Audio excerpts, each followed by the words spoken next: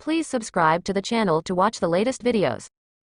Israel-Gaza live updates. Internet partially restored in Gaza, second stage of war underway, Netanyahu says. Internet connectivity was partially restored in the Gaza Strip early Sunday local time, according to cybersecurity monitoring group NetBlocks, after the besieged enclave was plunged into a near-total communications blackout over the weekend following Israeli strikes on telecoms infrastructure. The disruption to communications in Gaza severely impacted aid work. One UN agency said the delivery of assistance had been brought to a complete halt, while another reported losing contact with all of its local staff. Ambulances were unable to locate the injured or those under the rubble, the United Nations said in a statement. Israeli Prime Minister Benjamin Netanyahu on Saturday said that the second stage of war against Hamas was underway, as Israel expanded its ground operations in Gaza. The war will be long and difficult, he warned, though Israeli officials would not definitely say whether the escalation represents the start of the anticipated major ground incursion. Here's what to know. Israeli attacks have killed at least 7,703 people in Gaza and wounded more than 18,900, the Gaza Health Ministry said. Nearly 3,200 children have been killed in Gaza, officials said. Israeli authorities said more than 1,400 people were killed in Israel and more than 5,400 injured since Hamas's attack October 7. At least 32 U.S. nationals are among those killed. Defense Minister Yoav Gallant said Israel will continue its expanded ground operations in the Gaza Strip until further notice, in a video post on Friday. Lieutenant General Herzi Halevi, the Israel Defense Forces Chief of Staff, said Saturday that the war would have multiple stages. UN Secretary-General Antonio Guterres on Saturday renewed his call for an immediate ceasefire in Gaza, saying he was surprised by an unprecedented escalation of bombardments and ground incursions in the enclave. History will judge us all, he said. Clarence Thomas's RV loan was forgiven, Senate committee report says. Senate Finance Committee Chair Ron Wyden, Democrat, Oregon, called Wednesday on Supreme Court Justice Clarence Thomas to tell the committee whether he declared more than $250,000 of loan forgiveness on his tax filings. Wyden released a report by the committee's Democratic staff that details a loan that Thomas received from a friend, Anthony Welters, to buy a luxury Prevost marathon motor coach in 1999. The report said Thomas made some interest payments on the $267,230 loan, but that it was declared settled by Welters in 2008 without Thomas repaying a substantial portion, or perhaps any, of the principal. The New York Times reported on the loan arrangement in August. Welters told the news organization at the time the loan had been settled in 2008, but would provide no details on what that meant. But Welters supplied documentation of the loan to the Senate committee, and now we know that Justice Thomas had up to $267,230 in debt forgiven and never reported it on his ethics forms, Wyden said in a news release.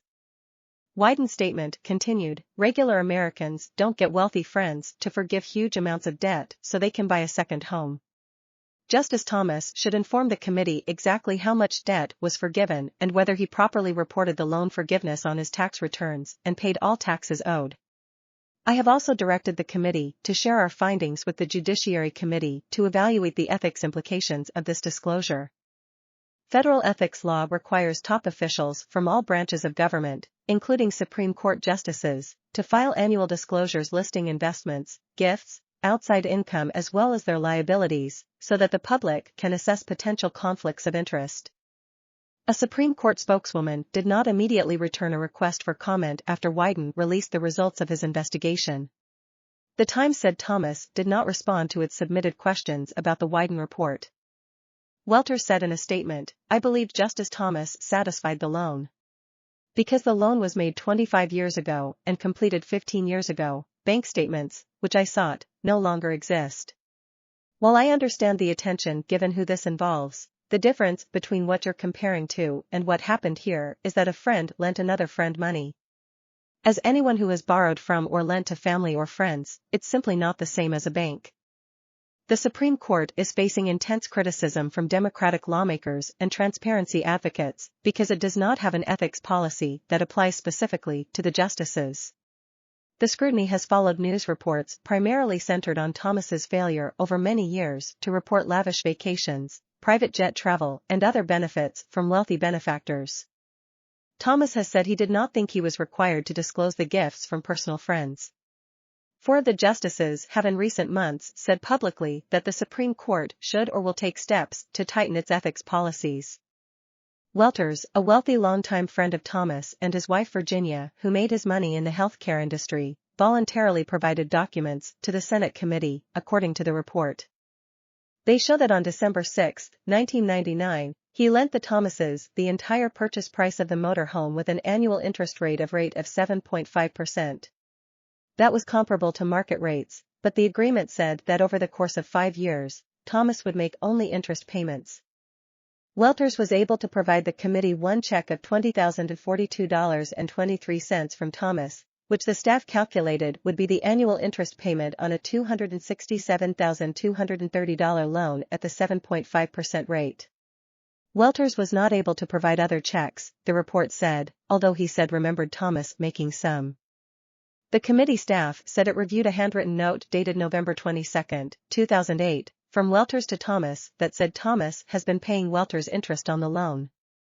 The note said that after Thomas's upcoming payment, Welters would no longer seek further repayment from Thomas.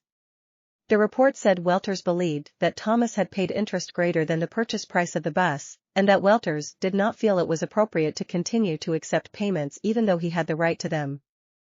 If Thomas had made the yearly payments through 2008, they still would not have equaled the original loan price. The new evidence obtained by the committee raises a number of potentially serious tax questions for Justice Thomas, the report said. The revelation that Justice Thomas had up to $267,000 in debt forgiven and failed to repay the entire principal of the loan would have generated a significant amount of taxable income for Justice Thomas. The report continued, the tax code makes clear that in instances where debt is cancelled, forgiven, or discharged for less than the amount owed, the borrower must report the amount cancelled or forgiven as income for tax purposes. Special counsel urges judge to crack down further on Trump's comments. New court filing suggests judge make explicit that the former president risks jail if he continues to talk about witnesses in his case. Special counsel Jack Smith argued in new court filings Wednesday that recent comments by Donald Trump show not only that a federal gag order should be reimposed, but also that the court should weigh stricter sanctions, including sending him to jail, if he keeps talking about witnesses in his case. The Wednesday night filing was one of 4 made by the special counsel's office on a range of legal issues in preparation for Trump's planned March trial in D.C. on charges he conspired in late 2020 and early 2021 to obstruct Joe Biden's electoral victory. In recent weeks, Trump's public statements attacking prosecutors, court personnel, and others have raised alarms among judges who worry that such verbal broadsides might inspire someone to commit violence against the subjects of Trump's wrath. Trump has been indicted 4 times this year, in D.C. on federal charges of conspiring to obstruct the election results, in Florida on federal charges of mishandling classified papers and obstructing government efforts to retrieve the documents, in Georgia on state charges of plotting to thwart the election results there, and in New York on business fraud charges related to hush money payments in 2016. Trump has denied the charges and accused law enforcement officials of pursuing him in the courts to keep him out of the 2024 presidential race, where he has a commanding lead over all his Republican rivals. U.S. District Judge Tanya S. Chutkan, who is overseeing the federal case against Trump in D.C., issued a limited gag order against the former president last week, but she temporarily suspended the order while she considered further argument on the matter. In a lengthy filing, Smith's office argued that she should reinstate the gag order, particularly in light of a social media post this week in which Trump talked about his former chief of staff Mark Meadows, who is a likely witness in the pending trial. Without the court's order, prosecutors wrote, there is an immediate risk that witnesses' testimony could be influenced or deterred by the defendant's documented pattern of targeting. Notably, the filing urged Chutkan to modify the defendant's conditions of release by making compliance with the order a condition or by clarifying that the existing condition barring communication with witnesses about the facts of the case includes indirect messages to witnesses made publicly on social media or in speeches. Such a modification, the prosecutors argue, would give Chutkan compliance measures available under 18 U.S.C. Section 3148 in addition to those available as a contempt penalty for violating the order. The compliance measures listed in that part of the law are a revocation of release, an order of detention, and a prosecution for contempt of court. Otherwise, without the court's intervention, the defendant will continue to threaten the integrity of these proceedings and put trial participants at risk, the 32-page filing argues. The argument over Trump's public statements escalated when Trump reacted to an ABC News report that said Meadows had provided testimony against Trump in exchange for immunity. The former president posted on social media that he doubted Meadows would say what the news report claimed, but added, "Some people would make that deal, but they are weaklings and cowards, and so bad for the future our failing nation."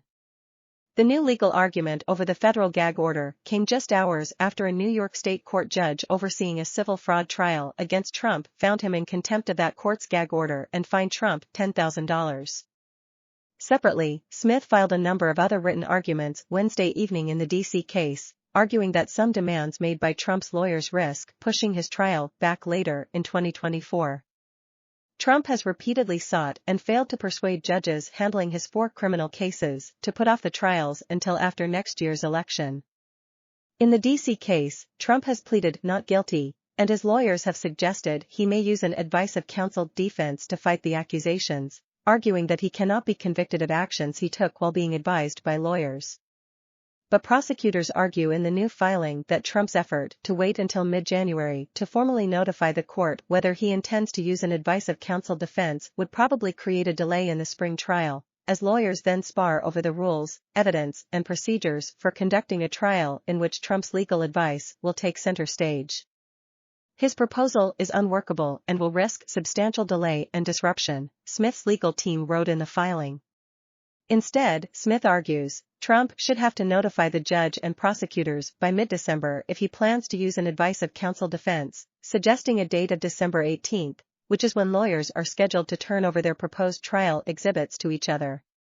Smith's team also noted that 3 recent guilty pleas by pro-Trump lawyers, Jenna Ellis, Sidney Powell, and Kenneth Casebro, in the Georgia case could significantly undercut any advice of counsel defense, because those attorneys have now admitted to committing crimes. Separately, the special prosecutor also filed notice arguing against Trump's plans for pretrial subpoenas, particularly related to the House January 6 committee that conducted a lengthy investigation and held high-profile hearings examining Trump's role in inspiring the chaotic riot that took place in 2021 when Congress gathered to confirm Biden's electoral victory.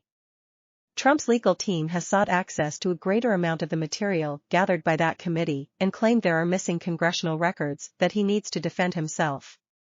Prosecutors rejected those claims Wednesday night, calling the Trump demands a fishing expedition and wholly unnecessary because prosecutors had already provided the defendant the relevant records from the committee.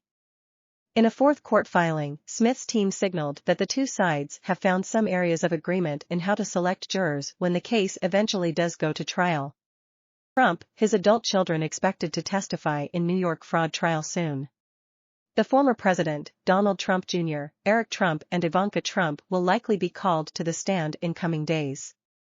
New York, Donald Trump and 3 of his adult children are scheduled to testify between November 1 and November 6 in the $250 million civil fraud case that alleges years of financial misconduct by the Trump Organization and those who run it. The announcement of the Trump family's upcoming courtroom appearances was made on Friday after New York Supreme Court Justice Arthur Engoron ruled that Ivanka Trump, who is no longer a named defendant in the case, may be called by attorneys from the Office of New York Attorney General Letitia James to testify under subpoena. The former president, who is a named defendant along with Donald Trump Jr. and Eric Trump, is slated to be the last of the 4 Trump family witnesses, expected to take the stand on November 6, the day before Election Day. Trump is running for president again in 2024, and currently has a wide lead over the rest of the Republican pack. Donald Trump Jr. and Eric Trump, both executives at the Trump Organization, will testify on James's direct case on Wednesday and Thursday, respectively. The former president and his sons are expected to be called by their attorneys a second time later in the trial, which opened October 2 and could continue until nearly the end of December. Ivanka Trump, who is no longer actively involved in Trump Organization business, is scheduled to testify Friday, November 3. Her attorney could appeal Engoron's decision, potentially stalling her appearance. James's lawsuit alleges that the company and its executives purposely inflated the value of Trump's net worth by up to $2.2 billion from 2011 to 2021 to get better loan rates from lenders and lower insurance premiums. The company and the Trump family have denied wrongdoing. Ivanka Trump was dismissed from the case in June by an appellate ruling that said her involvement in the business transactions at issue was Trump has made multiple appearances already to observe the trial, which will be decided by a judge and does not include a jury. Most recently, he sat at the defense table on Wednesday, when his former advisor and attorney Michael Cohen testified against him. On that day, Trump was fined $10,000 for making a statement in the hallway that appeared to accuse Engoron and his law clerk of being overly partisan. After Trump had posted about the clerk on social media earlier in the trial, Engoron imposed a gag order barring Trump from making comments about the judge's staff. New danger for Ukraine, taking Israel's side in war against Hamas and Gaza. KYIV, Ukrainian President Volodymyr Zelensky's immediate and forceful support for Israel in its fight against Hamas has imperiled almost a year of concerted efforts by Kyiv to win the support of Arab and Muslim nations in its war against Russia. Zelensky's early statements backing Israel after the surprise attack by Hamas, in which more than 1,400 Israelis were killed, helped Ukraine stay in the international spotlight, and placed it firmly on the side of the United States. Zelensky's position also drew attention to the increasingly close relationship between Russia and Iran, which is a main sponsor of Hamas, a sworn enemy of Israel, and also an important supplier of drones and other weapons for Moscow. Hamas and Russia are the same evil, and the only difference is that there is a terrorist organization that attacked Israel and here is a terrorist state that attacked Ukraine, Zelensky said in a speech to NATO's Parliamentary Assembly on October 9. But with Israel's military operation set to enter its fourth week, and Palestinian civilian casualties mounting, the war in Gaza is posing one of the most difficult diplomatic tests for Ukraine since Russia's invasion in February 2022. Countries like Turkey, Saudi Arabia and Qatar, which at times have provided crucial support to Ukraine, have accused the West of double standards in Gaza, alluding to the broad condemnation of civilian deaths in Ukraine compared with the muted criticism of Israel. Tension with Muslim and Arab nations, however, is just one risk facing Kyiv, which must now also contend with the world's attention shifting largely to new war in the Middle East, as well as competing demands for U.S. military support at a time when House Republicans just elected a new speaker, Mike Johnson, who has opposed sending additional aid to Ukraine. Some experts noted that Israel had already made clear it was not going to reciprocate with greater support for Ukraine.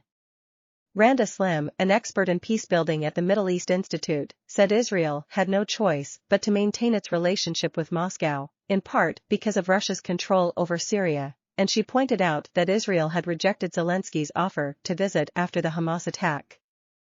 Zelensky's pro-Israel position did not make sense, Slim said, adding that many Arab and Muslim countries see more similarities between Israel and Russia, as aggressive military powers, than they do between Israel and Ukraine. This is where the Arab region is, she said. They are not going to accept what Biden says, comparing Russia and Hamas. They are more comparing Russia and Israel as far as death toll and as far as targeting civilians.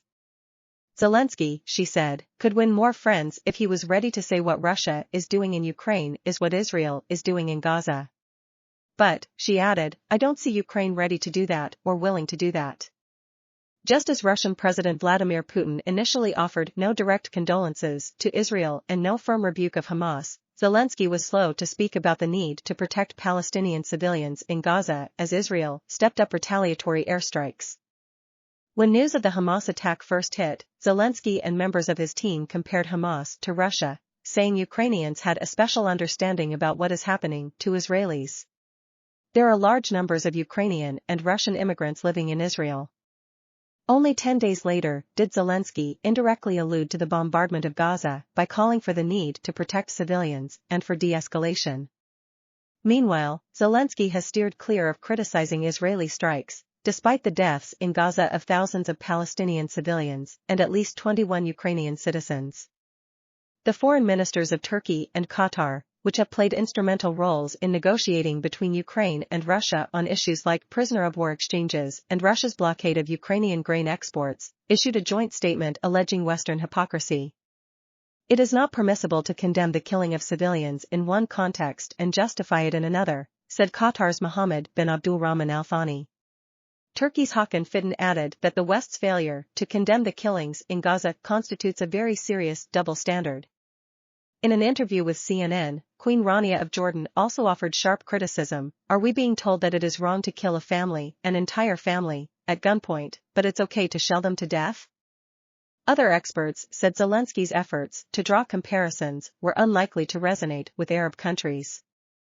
Ukraine has never been at the forefront for the Arab world, said Christian Ulrichsen, a fellow at Rice University who has written on Ukraine-Arab relations. It is a conflict that does not concern them. Ulrichsen added, Israel is taking up so much bandwidth that I don't think anybody in the Middle East really is thinking about Ukraine right now. This weekend, Ukraine was scheduled to host a third round of talks aimed at fostering global support for its peace plan, which calls for a unilateral withdrawal of Russian troops from occupied Ukrainian territory and full restoration of Ukraine's territorial sovereignty. Unlike at the first Ukraine Peace Formula meeting in August, which was hosted by Saudi Arabia in Jeddah and attended by delegates from almost all the major unaligned powers, it was unclear if Saudi officials would attend this weekend's event in Malta. Zelensky spoke Monday with Saudi Crown Prince Mohammed bin Salman, and in a readout of the call issued by Riyadh, there was no mention of the Malta conference or further help for Ukraine. China, which in recent days has joined Russia in calling for a return to a two-state solution to settle the Israeli-Palestinian conflict, was not attending the Malta event, Bloomberg News reported. Turkey was planning to send a delegation to Malta, but in recent days Turkish President Recep Tayyip Erdogan has spoken out forcefully against Israel and has described Hamas as a resistance movement, a stark contrast to Zelensky's stated positions. With Russia stepping up attacks on the Eastern Front, Ukraine can hardly afford to lose any friends. This is especially true given increasing opposition by Republicans in Congress to sending more aid to Ukraine. President Biden has proposed an additional $60 billion in assistance for Ukraine, and in a recent speech tied that to increased funding for Israel and for strengthening border protection in the United States. But the White House must now deal with Johnson, the new House Speaker, who has repeatedly voted against further Ukraine funding and told Fox News he intends to separate funding for Ukraine from the assistance to Israel. Johnson has said Washington will not abandon Ukraine but has questioned the White House's ultimate goals. Meanwhile, in Europe, Hungarian Prime Minister Viktor Orbán, who recently met Putin on the sidelines of a conference in China, is trying to shoot down a €50 billion aid proposal for Ukraine from the European Union. The EU package will be voted on in December as part of the bloc's 2023 to 2027 budget and requires the unanimity of the 27 member countries to be approved. Timofey Milovanov, a former Ukrainian economy minister, expressed confidence that Zelensky's administration would come up with a plan to reboost international support for Ukraine and maintain attention on the war in the short to medium term. Ukraine's foreign ministry, the Ukrainian presidential administration, and a spokesperson for Zelensky did not respond to requests for comment on what their plan might entail. Ukraine, meanwhile, has been preparing for the possibility that U.S. support will taper off, according to Orysia Letsevic, director of the Ukraine program at Chatham House, a London-based think tank. Ukraine's Plan B, evidenced by recent joint ventures with German and Turkish arms companies as well as talks with British and American manufacturers, is to distance itself as much as possible from external foreign politics, Letsevic said. If America completely abandons Ukraine, it would be very difficult, Letsevic said. But Ukraine will keep fighting with the resources it has on its own and it has from European allies. Karim Fahim in Istanbul contributed to this report. Lebanon's Hezbollah weighs dueling appeals, ease attacks or escalate. Beirut, the first signs that Gaza's war could spill deeper into Lebanon arrived quietly in the capital, Beirut. A week after the Hamas militants staged their deadly blitz inside Israel, a banner cropped up in a central Beirut, nothing thwarts oppression except for blood. The message was from an armed faction allied with Hezbollah, the Iranian-backed militia that also wields significant political power in Lebanon. Even before the banner went up, shelling was being exchanged daily between Israel and armed groups in Lebanon, including Hezbollah and a wing of Hamas. So far, the cross-border fire is confined to the border region.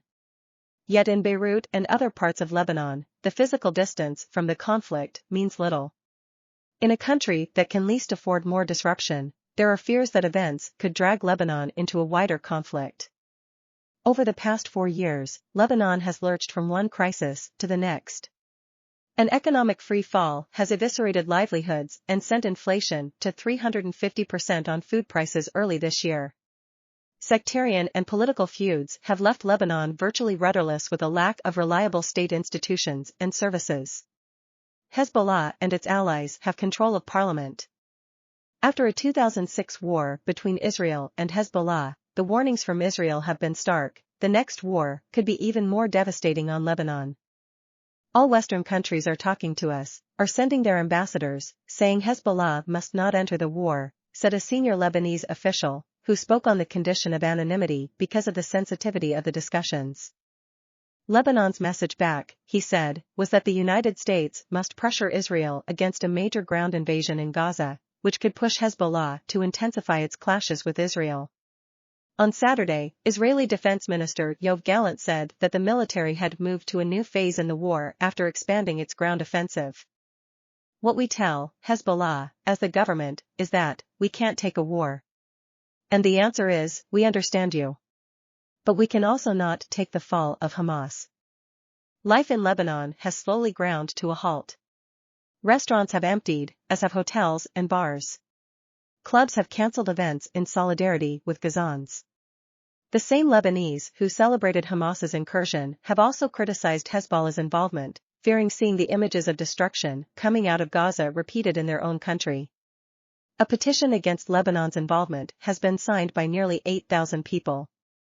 Hezbollah's leader, Hassan Nasrallah, has been silent since the Hamas rampage in Israel on October 7. Behind the scenes, pressure by Lebanese officials from other parties has mounted on the group to refrain from engaging in all-out combat with Israel. In the 2006 war between Hezbollah and Israel, the public widely supported Hezbollah. Now, it's not the time, the Lebanese official added. After the 34-day war in 2006, money from Persian Gulf states flooded into Lebanon for reconstruction. Now, the official said, wealthy Arab states have stopped giving money. A deadly blast at Beirut's port in 2020, triggered by storage of highly volatile ammonium nitrate, killed more than 200 people. Then the pandemic wreaked havoc on the country's integral tourism and service industry. A mass exodus followed, with young graduates, medical professionals, fashion designers, and others leaving for the security of other countries in the Gulf, Europe and elsewhere. Those who stayed have been waging a daily fight to make ends meet. A country previously synonymous with luxury and excess, Lebanon this year topped the list of countries with the highest inflation rate in nominal food prices, according to the World Bank. Lebanese often depend on community-based networks in times of need. But even these options have vanished amid the economic chokehold. Since 2006, Israel has repeatedly vowed that the response would be catastrophic if Hezbollah was to engage in another war. Israeli Prime Minister Benjamin Netanyahu's national security advisor, Tzachi Hanegbi, repeated the warning on October 14, saying increased Hezbollah activities would lead to Lebanon's destruction. Musa Abu Marzouk, a member of Hamas's political bureau, told a pan-Arab media channel Orient on October 16 that unfortunately, there is no coordination with Hezbollah. Marzouk called on Hezbollah to step up its attacks. We were expecting the engagement with October 7 to be much higher than what's taking place now, he said, and we call on them for further participation. The more days pass without public comment from Hezbollah's Nasrallah, the more notable his silence has become, raising ire even from followers who support his calls for unwavering resistance to Israel. On October 21, the party's deputy chief Naim Qassem said his party was aware of the appeals not to participate in a wider way in the resistance operation. They want the answer to be, we have nothing to do with this, he said in a speech he gave at a Hezbollah member's funeral, referring to support for Gaza and Hamas. But we always tell them we are involved, and we are part of this battle. If events arise that require more involvement from the group, he continued, we will do so. Hezbollah has adopted a step-by-step escalation with Israel's forces, said Mohanad Hage Ali, a Beirut-based fellow with the Carnegie Middle East Center. Today, the rules of engagement are within a confined geographic region. But he expected Hezbollah to expand its attacks if Israeli ground forces move into Gaza in large numbers. The group has clearly considered this conflict an existential one, he said. Given this view, their only way forward is to gradually escalate to try to avoid a wider conflict. Over the past weeks, Hezbollah has disseminated videos purportedly showing its snipers hitting surveillance cameras and rockets blasting army positions inside Israel. At least 51 people have been killed by Israeli strikes in Lebanon, including 47 Hezbollah fighters, according to statements by the group. Israel's military said at least 5 Israelis have been killed in the north, including 3 soldiers in a shootout with a Hezbollah gunman who infiltrated across the border. A Western official told the Washington Post that contacts have been established with Lebanese officials and Hezbollah, asking them to refrain from any kind of escalation from the border, and to generally keep Lebanon away from the conflict ongoing in Gaza. Lebanon and its population could not afford a new conflict amid the collapse of the state and the dire economic situation, said the official, who requested anonymity because of the sensitive nature of the talks. In 2006, Hezbollah members conducted a raid into Israel and abducted 2 soldiers. Israel quickly struck Beirut airport, laid siege on its seaports, and declared the airspace closed. More than 50,000 people fled Lebanon to Syria, where the government opened schools to receive the refugees and villagers opened their homes as temporary shelter. As the bombardment intensified in the south and Beirut, other people headed to northern parts of the country, heeding Israeli warnings to head northward. Today, war-torn Syria could not afford to take in refugees. There are no guarantees either that safety could be found in Syria, a frequent site for Israeli strikes. Factions inside Syria have also, in the past weeks, lobbed rockets into Israel. In response, Israel hit the country's 2 major airports, Damascus and Aleppo, knocking each out of service twice. In Lebanon, nearly 20,000 have already been displaced from the south of the country, thousands of them sleeping in schools that had been hastily prepped to receive them. The official Lebanon does not want a war, Information Minister Ziad Makari said in a TV interview. But we are aware that the front could always explode at any moment. The bipartisan fear that American democracy is on the brink. In a few weeks, Americans will go to the polls, a small percentage of them will, anyway, to vote for state and local level political issues and candidates. It's one of the purer forms of democratic involvement, offering one's thoughts on things that are outside the spotlight of national attention, things that are more directly influential on their daily lives. Most of those casting ballots early next month will be doing so while simultaneously fretting that American democracy is under threat. That's clear from Grinnell College polling released last week. Most Americans believe that the country's democracy is facing a major threat, include those saying it's facing a minor threat, and 4 in 5 say so. That position, particularly the more extreme version of it, is more common among Republicans. Nearly 2/3 of Republicans think that American democracy is facing a major threat, a finding that might surprise those on the left who consider the presidency and subsequent candidacy of Donald Trump as the trigger for their concern. But another question in the poll helps explain the concern. Asked whether they are confident that the final count in the 2024 elections will match voter intent, most Americans said they were, at least somewhat. Most Republicans didn't, with only about 1 in 8 saying they were very confident the count would match the will of voters. This is the rampant election fraud position. The results of an election are suspect because of concern that the votes or the vote counting have been manipulated. It is the position Trump holds in respect to 2020, of course, but this poll suggests that he will come into his probable 2024 general election campaign with his allies already suspicious that the results can be trusted. That could prove to be an enormous asset to Trump, should he again be defeated by President Biden and again seek to stoke doubt about that loss to obtain the presidency. Which, of course, is the flip side of concerns about the threat to democracy. In its 2023 American Values Survey published Wednesday, the Public Religion Research Institute, PRRI, asked respondents specifically about the threats to democracy posed by Biden and Trump. Most Americans thought that both candidates posed such a threat, or, at least, to a threat to American democracy and way of life. As you might expect, there is a partisan divide. Democrats mostly think that Trump's election poses such a threat, Republicans, that Biden's does. About 1/5 of each party thinks that their own candidate's election poses such a threat. PRRI also asked a more pointed version of the question, If either candidate wins, that means that American democracy is already broken. Here, fewer Americans held that position, but it was more common that respondents thought that of a Trump victory than a Biden one. According to these results, then, a Biden re-election would lead just under 4 in 10 Americans to think that democracy had broken. A Trump victory would cause 45% of Americans to feel that way. A third of the country would view the results as a marker not of democracy working, but it failing to work. Perhaps those engaging in democracy at a local level, without the churn and agitation that accompanies presidential politics, will be more likely to feel that the system, however flawed, remains functional. Candidates, take this AI election pledge. Or 2024 might break us. The first AI election is here. Here are the ground rules we need. New York Mayor Eric Adams doesn't speak Spanish. But it sure sounds like he does. He's been using artificial intelligence software to send pre-recorded calls about city events to residents in Spanish, Mandarin Chinese, Urdu, and Yiddish. The voice in the messages mimics the mayor but was generated with AI software from a company called 11 Labs. People stop me on the street all the time and say, "I didn't know you speak Mandarin," Adams said at a news conference this month. Experts have warned for years that AI will change our democracy by distorting reality. That future is already here. AI is being used to fabricate voices, fundraising emails, and deepfake images of events that never occurred.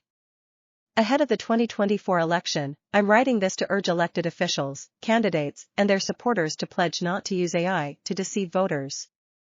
I'm not suggesting a ban, but rather calling for politicians to commit to some common values while our democracy adjusts to a world with AI.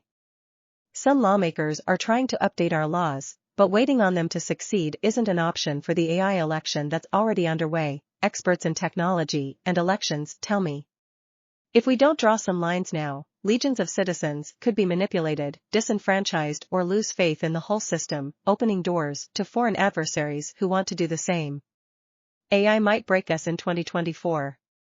When it becomes weaponized, we're in a world of trouble, Representative Yvette D. Clarke, Democrat, New York, tells me. A wide 85% of U.S. citizens said they were very or somewhat concerned about the spread of misleading AI video and audio, in an August survey by YouGov. And 78% were concerned about AI contributing to the spread of political propaganda. Of course, fibbing politicians are nothing new, but examples keep multiplying of how AI supercharges misinformation in ways we haven't seen before. 2 examples, the presidential campaign of Florida Governor Ron DeSantis, Republican, shared an AI-generated image of former President Donald Trump embracing Anthony S. Fauci. That hug never happened. In Chicago's mayoral primary, someone used AI to clone the voice of candidate Paul Vallis in a fake news report, making it look like he approved of police brutality. Both of these cases could be debunked. But what will happen when a shocking image or audio clip goes viral in a battleground state shortly before an election? What kind of chaos will ensue when someone uses a bot to send out individually tailored lies to millions of different voters? Most voters would be shocked to see how simple and effective generative AI tools have become. At a recent live Washington Post event, I created a fake announcement from Senate Majority Leader Charles E. Schumer, Democrat, New York, endorsing Spider-Man for president. Schumer, who was in the audience, gave me permission to try. With an image generator called Midjourney, I made a photorealistic image of Spidey and the senator shaking hands. Using the same 11 Labs software that was used by New York's mayor, I had Schumer's voice read an endorsement. It all took me less than 15 minutes. The risk to our democracy is greater than just misinformation about any particular candidate. When faking becomes so easy, citizens can lose faith that anything they hear or say is legitimate. The ability of AI to interfere with our elections, to spread misinformation that's extremely believable, is one of the things that's preoccupying us, Schumer said, after watching me so easily create a deep fake of him. Lots of people in the Congress are examining this. Where to draw the line? So if we're clear on the risk of AI, what's in the way of solutions? There is nothing wrong with the use of AI in our democracy as long as it's not weaponized to deceive, misinform or harm anyone, says Clarke, who has been working for years on developing guardrails for AI. She's right, we can't put the genie back in the bottle. AI is already embedded in tech tool campaigns that all of us use every day. AI creates our Facebook feeds and picks what ads we see. AI built into our phone cameras brightens faces and smooths skin. What's more, there are many political uses for AI that are unobjectionable and even empowering for candidates with fewer resources. Politicians can use AI to manage the grunt work of sorting through databases and responding to constituents. Republican presidential candidate Asa Hutchinson has an AI chatbot trained to answer questions like him. I'm not sure politician bots are very helpful, but fine, give it a try. Clark's solution, included in a bill she introduced on political ads, candidates should disclose when they use AI to create communications. You know the "I approve this message" notice? Now add, "I used AI to make this message." You know the "I approve this message" notice? Now add, "I used AI to make this message." I think disclosure is a piece of the solution. A visible or audible label lets campaigns be creative, but removes some of the risk in their tendency to stretch the truth. Embedded digital watermarks would also help sites like Google know to treat these images differently from news photos. The Republican National Committee included a disclaimer in an entirely AI-generated ad it released in April depicting a post-apocalyptic America following the re-election of President Biden and Vice President Harris. Because of it, I don't think anybody mistakenly thought the ad depicted reality. But labels aren't enough. If AI disclosures become commonplace, we may become blind to them, like so much other fine print. The bigger ask, we want candidates and their supporting parties and committees not to use AI to deceive us. So what's the difference between a dangerous deepfake and an AI Facetune that makes an octogenarian candidate look a little less octogenarian? The core definition is showing a candidate doing or saying something they didn't do or say, says Robert Weissman, president of the nonprofit Public Citizen, which proposed an AI pledge of its own. Sure, give Biden or Trump a Facetune, or even show them shaking hands with Abraham Lincoln. But don't use AI to show your competitor hugging an enemy or fake their voice commenting on current issues. The pledge also includes not using AI to suppress voting, such as using an authoritative voice or image to tell people a polling place has been closed. That is already illegal in many states, but it's still concerning how believable AI might make these efforts seem. And add to that, don't deepfake yourself. Making yourself or your favorite candidate appear more knowledgeable, experienced, or culturally capable is also a form of deception. The voice clones of Adams, the New York mayor, were used to encourage people to apply for city jobs or attend community events, not to appeal for votes. Still, they contained no disclaimer that the voice was AI-generated and may have left a lasting impression with future voters. When then-Mayor Mike Bloomberg wanted to connect with more New Yorkers, he took Spanish lessons at City Hall. Pressed on the ethics of his use of AI, Adams just proved my point that we desperately need some ground rules. These are part of the broader conversations that the philosophical people will have to sit down and figure out, is this ethically right or wrong? I've got one thing, I've got to run the city, he said. The golden rule in my pledge, don't use AI to be materially deceptive, is similar to the one in an AI regulation proposed by a bipartisan group of lawmakers including Senators Amy Klobuchar, Democrat, Minnesota, and Josh Hawley, Republican, Missouri. It would make distributing such misleading material illegal for federal candidates. Such proposals have faced resistance in Washington on First Amendment grounds. The free speech of politicians is important. It's not against the law for politicians to lie, whether they're using AI or not. An effort to get the Federal Election Commission to count AI deepfakes as fraudulent misrepresentation under its existing authority has faced similar pushback. But a pledge like the one I outline here isn't a law restraining speech. It's asking politicians to take a principled stand on their own use of AI. We know AI is something voters are concerned about, maybe leading on it will help some candidates get elected.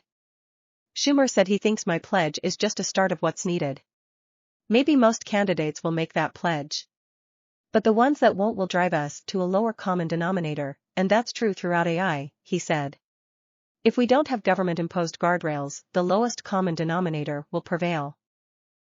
Third-party candidates see some of their best polls since Ross Perot. Robert F. Kennedy Jr.'s poll numbers probably remain inflated, as he transitions from a primary challenge against President Biden to an independent candidacy. Not only do third-party candidates often poll much better than they ultimately perform, but Kennedy's famous heritage gives him name recognition that few others enjoy. That said, it's evident right now that third-party candidates as a whole could be on track for some of their best and potentially most consequential performances in recent presidential election history. A handful of quality polls conducted since Kennedy changed his affiliation earlier this month show him taking as much as 16% of the vote, according to both Fox News and Marist College polls.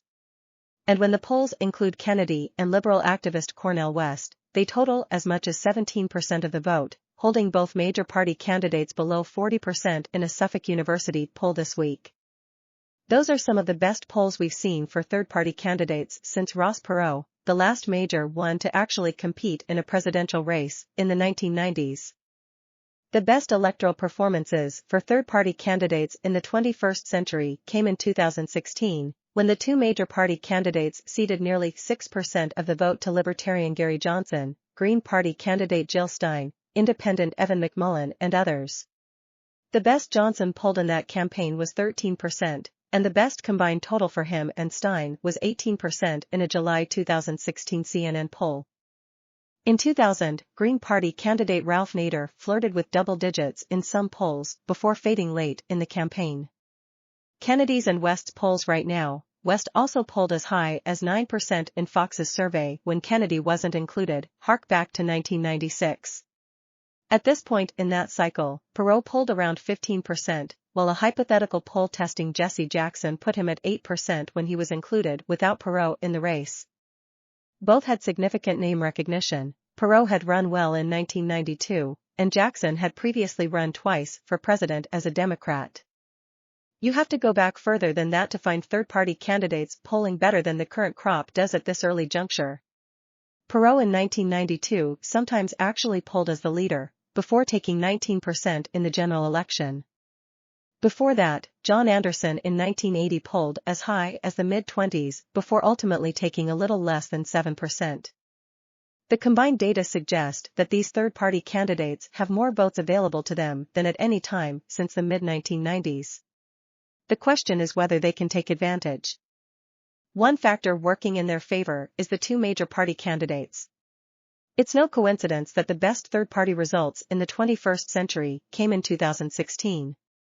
That was in large part because exit polls showed only 4 in 10 Americans liked either Donald Trump or Hillary Clinton, making them two of the most unpopular major party nominees in modern history. And where do Trump and Biden stand right now? With only about 4 in 10 Americans liking each of them. We could also be getting a sense of Biden's political strength thanks to the newly announced primary challenge from Representative Dean Phillips of Minnesota. Johnson and Stein also performed as well as they did largely despite themselves. Both were broadly unpopular heading into the election. It would seem possible that a more well-liked alternative could take advantage of the situation even more. Another factor, related to that point, is that there could quite simply be a lot of third-party options. In addition to Kennedy and West running as independents, No Labels is still considering fielding a bipartisan ticket, and that doesn't even account for the Libertarian and Green parties, which generally make up most of the top non-major party vote totals. So even if Kennedy's vaccine claims and West's Israel criticisms make them not palatable to free agent voters, there could be other options who are. What's clear is that this is all looking potentially significant. These candidates don't even need to sniff where they currently are in the polls to have an impact on the race. Nader might have swung the 2000 race, though that's disputed, simply by taking less than 2% of the vote in Florida. And while theories that Johnson and Stein cost Clinton the 2016 race aren't borne out by the data, it's hardly inconceivable that they could have. Our elections are just very close these days. All of which augurs a significant and concerted battle to define these third-party candidates and make sure they don't wind up costing your side. And that battle has already begun. Ron DeSantis's problem is not that Donald Trump is famous. Back in August, the guy running a super PAC backing the campaign bid of Florida Governor Ron DeSantis for the 2024 Republican primary insisted that his window to overtake Donald Trump was closing, in 60 days, to be precise. That was more than 60 days ago. DeSantis, as you may be aware, has not overtaken Trump. In fairness, that was not the DeSantis team setting the deadline. Speaking in New Hampshire this week, DeSantis said of the comment that I don't think very many people think that was a very smart thing to do. But it is a useful metric specifically because it serves as a reminder that DeSantis has gained no ground since the first debate, the occasion on which the target of 60 days was set. Then DeSantis was at 15% in the 538 polling average and trailed Trump by 36 points. Now he is at 14% and down by over 40 points. But in an interview with CNN on Thursday, the Florida governor offered a new explanation for his failure to gain ground: Trump is just too darn famous. That the interview was even occurring is a mark of how the DeSantis campaign has been languishing. He and his team have long featured antagonism to the traditional press as an organizing tactic. Now scrambling for support, he has reconsidered that approach. So he sat down with network anchor Caitlin Collins, who pointedly asked why he was not faring better. She asked why his message is not resonating with voters. I think it is, the governor replied, launching into a typical explanation of how individual voters with whom he had spoken seemed to be convinced. That is what you got to do, he said. You got to show up. Donald Trump's not willing to show up. He is missing in action right now. He does not show up. When he does show up, he reads off the teleprompter for 50 minutes. And then he gets back on the plane and goes home. DeSantis told Collins that soon Trump would not be able to get away with not putting in the work. The anchor responded, well, right now, he is getting away with what you say is not putting in the work. I mean, he is leading the polls. Yes, DeSantis replied, but that is because he is the most famous person running, a 100% name ID. He is the person people know. He claimed in some early states, a lot of Trump support was soft and then offered more anecdotes about individual voters. There are two problems with his argument. The first is that, as Collins pointed out, there is no indication that Trump not putting in the work is actually hurting him. The second is that the argument about Trump and his name ID is wrong. That is not why he leads the polls, just as it was not why he did not lead the polls at this point in 2015. At the outset of that race, Trump was viewed very negatively by Republicans. But his rhetoric and his recitation of themes from right-wing media turned that around. He was better known, but he managed to convince Republicans to support his candidacy. So let's consider the current moment. Polling conducted by YouGov for The Economist shows that DeSantis is viewed more unfavorably than favorably by Americans overall, but favorably by about 3/4 of Republicans. More Republicans, and more Americans, do have an opinion of Trump. Those opinions are stronger. Most Republicans view Trump very favorably, while about half the country views him very unfavorably. Senate Minority Leader Mitch McConnell is included for reasons that will become clear in a moment. See the gaps between the two sides of the graphs above? That is the portion of survey respondents who did not have an opinion, generally because they do not know enough about the candidates. So 97% of Americans and 99% of Republicans have an opinion of Trump, but 91% of Republicans also have an opinion of DeSantis. Only 9% say they do not. McConnell, who has led the Senate Republican caucus for over 8 years, has nearly twice as many Republicans who do not have an opinion of him. In other words, Trump has a name ID advantage, but nearly every Republican also knows who DeSantis is. They just like him less than Trump. The YouGov survey of Republican primary preferences shows a similar dynamic. Trump is the choice of nearly 6 in 10 likely primary voters, with 2/3 identifying him as their first or second choice. Only 1 in 8 Republicans say DeSantis is their first pick, but just under half have him as their first or second pick. Again, this is from a pool of respondents in which almost all have an opinion of both candidates. DeSantis argues there are Republicans whose support for Trump might be soft, which is certainly fair. In national polling, conducted by PRRI, over half of Trump supporters said there was theoretically something that he could do to cause them to drop their support. What that thing is unclear. For the past 8 years, Trump has done lots of things without seeming to do much damage to himself. It is also fair to say early state voters may change their minds in the next few months. Maybe DeSantis has polling showing that Trump support is soft. Maybe they are implementing a plan to leverage that. The question then becomes, why has not it worked yet? At the time of the first debate, Trump was up 32 points in the 538 polling average in Iowa. Now he is up 42 points. Is the effort from DeSantis in the state not having an effect? Or did Trump see his name recognition go up? These are the things that flailing candidates say. They say things like we are going to turn it around, or the voters are not paying attention yet, or the only poll that matters is the one on election day. Then they usually lose or drop out. Tell you what, let's give DeSantis 60 more days and see what happens.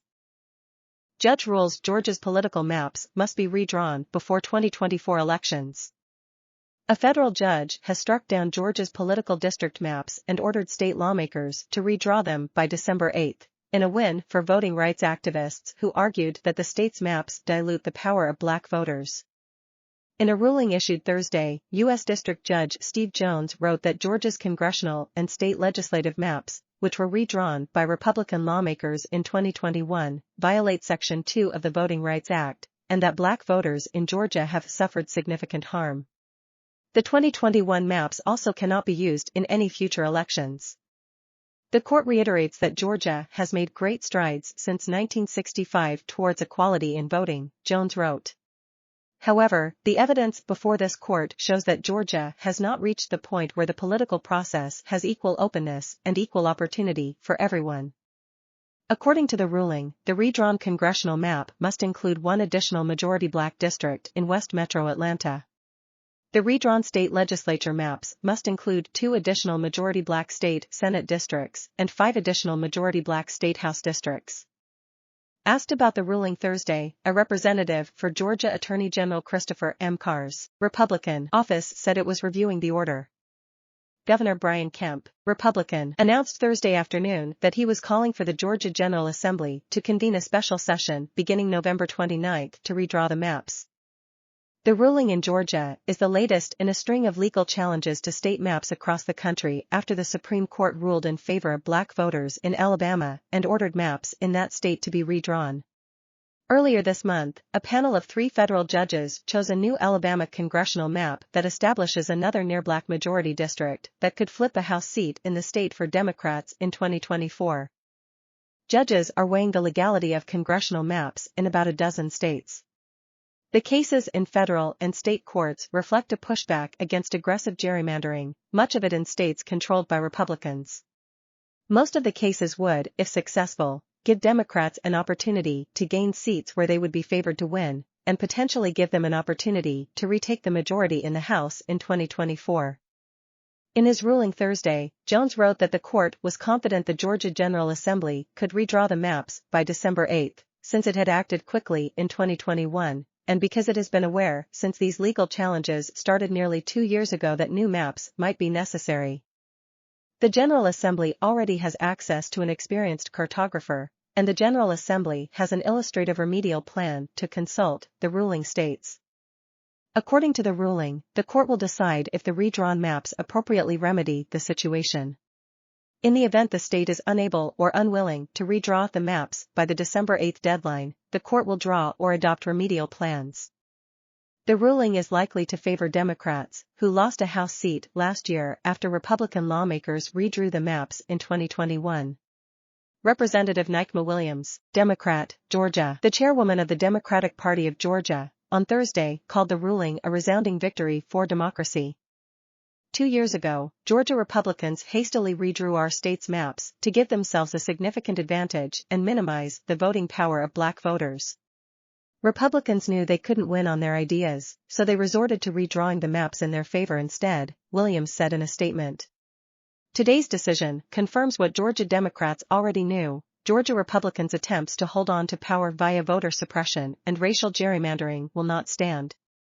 Former U.S. Attorney General Eric Holder, who defended the Voting Rights Act under the Obama administration, said the ruling was a significant step toward equal representation for all voters. These maps are textbook violations of Section 2, and the court has fairly applied the law as it is written to protect the equal rights of citizens and to stop blatant attempts to diminish those rights, Holder said in a statement issued by the National Redistricting Foundation, which targets gerrymandering by Republican-led legislatures and initiated legal challenges to the Georgia maps in 2021.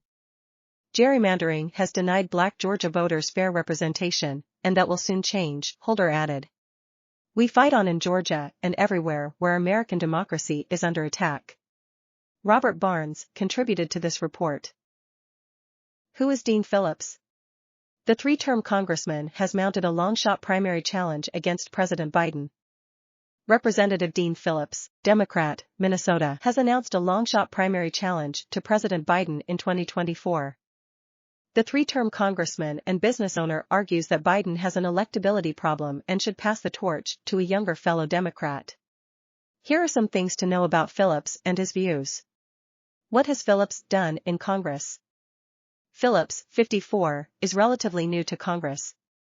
He was first elected in 2018 when he flipped Minnesota's 3rd congressional district, which encompasses many of the suburbs in the western half of the Twin Cities metro area. Phillips is the first Democrat to claim the seat since 1958, handily winning re-election to his second and third terms in 2020 and 2022. Phillips serves on the Small Business and Foreign Affairs committees. And in a recent signal of the pending campaign, Phillips stepped down from his House leadership role as the co-chair of the Democratic Policy and Communications Committee, which coordinates messaging among the House Democrats. When he resigned, Phillips said his convictions relative to the 2024 presidential race are incongruent with the majority of his caucus. He is credited with sponsoring the Paycheck Protection Program Flexibility Act, which became law in June 2020 amid the pandemic. What is his background? Phillips, a Minnesota native, attended Brown University and the University of Minnesota's Carlson School of Business. He's part of a Gold Star family, having lost his father, Artie Pfeiffer, in the Vietnam War when Phillips was just 6 months old. His mother, Ju.dy Cohen, is remarried to Eddie Phillips, a businessman credited with creating the luxury vodka spirits category. Dean Phillips was the president and chief executive of his family's distilling business, Phillips Distilling. The business was sold to French luxury conglomerate LVMH. He went on to help run Talenti Gelato, a gelato and sorbet producer, which was sold to Unilever, and co-founded Penny's Coffee, a small chain of cafes in the Twin Cities. Phillips's assets last year were valued between $20.5 million and $70 million, according to his annual financial disclosure report submitted to Congress. His fortune could be useful for him, as most Democratic donors are tied to Biden. Why is Phillips running for president? While Phillips's political views are broadly aligned with those of Biden, Phillips has for months called on Biden to allow another Democrat to lead the Democratic ticket in 2024. In an interview with CBS News airing Friday, Phillips said he has studied polling and is concerned about how Democrats would perform in another matchup between Biden and former President Donald Trump, who is the clear polling leader for Republicans. I'm representing what I believe to be the majority of the country that wants to turn the page, Phillips said recently on NBC's Meet the Press. Tired of the meanness and the fearmongering of Donald Trump. I would like to see Joe Biden, a wonderful and remarkable man, pass the torch, cement this extraordinary legacy. Phillips has also expressed concerns about Biden's age and potential for health problems. God forbid the president has a health episode or something happens in the middle of a primary, Phillips said in an interview with the Post earlier this year. What is his path to the nomination? Phillips faces extremely long odds to beat Biden for the Democratic nomination. Phillips has already missed the filing deadline in Nevada, one of the early nominating states. While he is making a concerted play in New Hampshire, he faces steep climbs elsewhere, including in South Carolina, a state that Biden credits for setting him on the path to the 2020 nomination.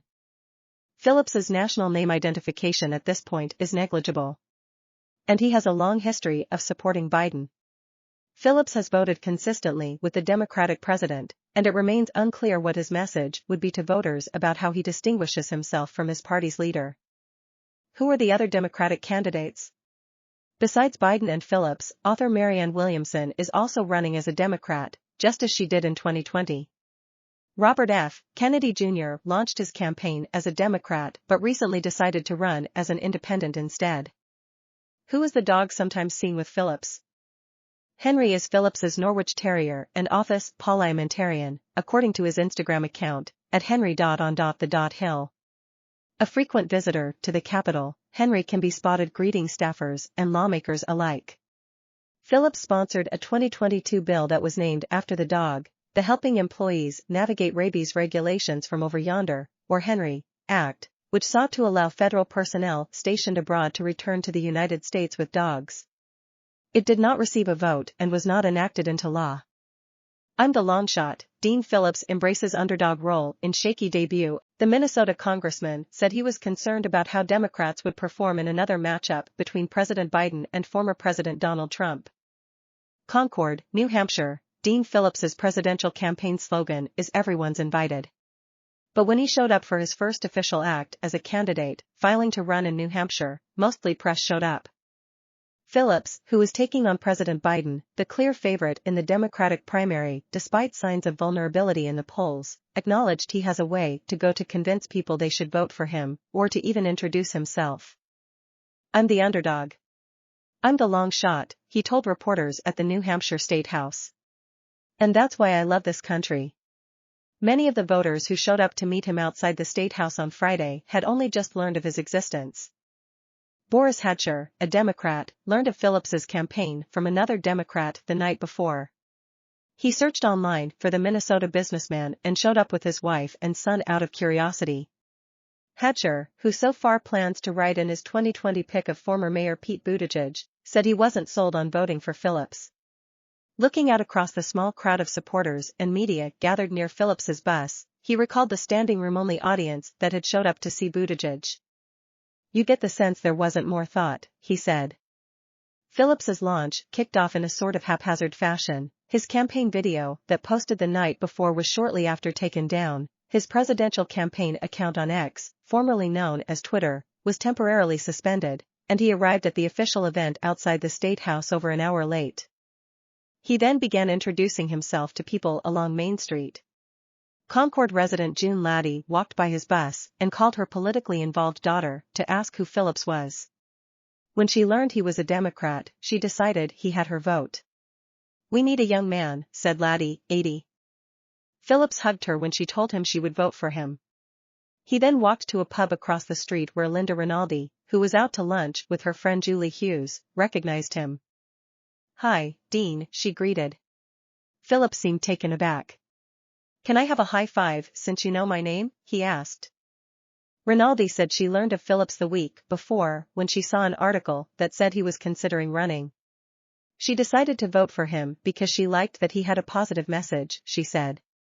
Meanwhile, her companion Hughes wasn't as sure. She had just heard of Phillips that morning and wanted to do more research. Phillips, 54, has centered his campaign on a pitch of being a fresher alternative to voters who have tired of Biden, 80. Phillips has said the president should pass the torch to a new generation. Biden is the oldest president in history, prompting a rebuke from Phillips that most other elected Democrats will only express in hushed tones. But Phillips's campaign faces several tall hurdles at its outset and is unlikely to pose any substantial challenge to Biden's nomination prospects, according to Democratic strategists. In his launch video, Phillips explained he was announcing his candidacy in New Hampshire. The longtime first-in-the-nation Democratic primary state holds diminished significance for the Democratic nominating process under a revamped primary calendar, but it is one he said matters to him as someone who went to camp there and has held historic importance. That's why I'm back as a candidate for president in the place where we begin, where presidential candidates stand before you, the voters, walk through the snow, listen to your dreams, hear your concerns, and most of all discuss how we are going to work together to move to the future, Phillips said. We've got some challenges, that's for sure. We're going to repair this economy, and we're going to repair America. On Friday, Phillips gave a speech in front of the New Hampshire State House, where candidates traditionally file for the presidential primary. The announcement came a day after a Gallup poll found Biden's approval rating had dropped to 37%, down 11 percentage points among voters in his own party, a low for Biden among Democrats. Phillips did spend a considerable part of his first day on the trail praising his opponent. He called Biden a man of extraordinary empathy, recalling an instance when Biden, as vice president, visited his home and spent time eating ice cream with the catering staff. When asked about economic policies he would implement, he named ideas like a child tax credit that Biden had worked on. But, he said, if Biden were the nominee, Phillips believed Biden would lose. New Hampshire's determination to stay ahead of South Carolina, which Democrats have determined should kick off the process next year, has put it at odds with the Democratic National Committee plan and at risk of losing its delegates. Biden's name will not appear on the New Hampshire ballot, so voters will have to write his name to cast a ballot for him. Under the DNC's calendar, the first Democratic primary will be held in South Carolina on February 3, followed by contests in New Hampshire and Nevada. Phillips, who represents a congressional district encompassing many of the suburbs in the western half of the Twin Cities metro area, has already missed the Nevada filing deadline, and so won't be able to pick up any of those crucial delegates. South Carolina, a state Biden credits with setting him on the path to the nomination in 2020, will be a challenge. Phillips also has little national name identification outside of Washington and his district. And he has a long history of supporting Biden. "I'm so grateful America elected Joe Biden to be our president," Phillips posted on Twitter after Biden gave his first joint address to Congress. Phillips has voted consistently with Biden, and it remains unclear what his message would be to voters about how he distinguishes himself from his party's leader. Steve Schmidt, who is advising the campaign, told reporters Friday that Phillips would focus his early campaigning efforts on New Hampshire, South Carolina, and Michigan. He dismissed concerns about Phillips's small national profile. Schmidt declined to say if he was managing the campaign or who was the manager. Multiple campaign staffers said they had no official titles. "I don't think name ID is going to be an issue in this race," said Schmidt, formerly a Republican strategist who advised the presidential campaigns of George W. Bush and John McCain before leaving the party and helping former Starbucks CEO Howard Schultz's campaign exploration. Phillips was previously the president and CEO of his family's distilling business, which includes brands such as Ju.dy Vodka and Rantalenti Gelato. In 2018, he won his first political office and flipped Minnesota's 3rd congressional district, which had been a GOP stronghold. His financial fortune could be useful for him, as most Democratic donors are tied to Biden. Phillips has $20.5 million to $70 million in assets, according to last year's disclosure report. Asked about how much he will fund his own campaign, Schmidt said, "He will put a little bit in up front to get the ball rolling, but we're going to be a small dollar donor campaign." Phillips said he planned to provide $2 million in the form of a loan. Phillips has already spent some money on the endeavor. He placed less than $108,000 in television ads in northeastern markets this month as of Thursday night, according to the ad tracking firm Ad Impact. So far, the Biden campaign has approached Phillips's campaign as they have other long-shot candidates, by ignoring him.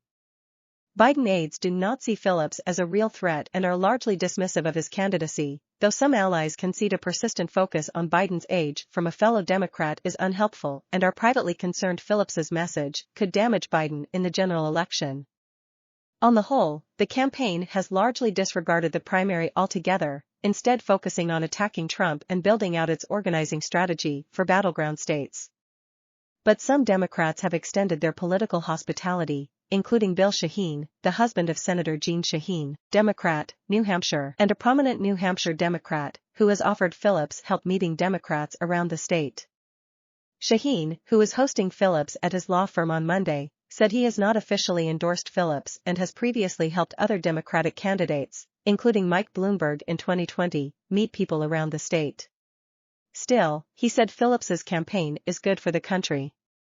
When asked about his candidacy getting repeatedly insulted or ignored by Democratic leaders, Phillips responded, "It inspires me, so keep them coming. That's my motivation."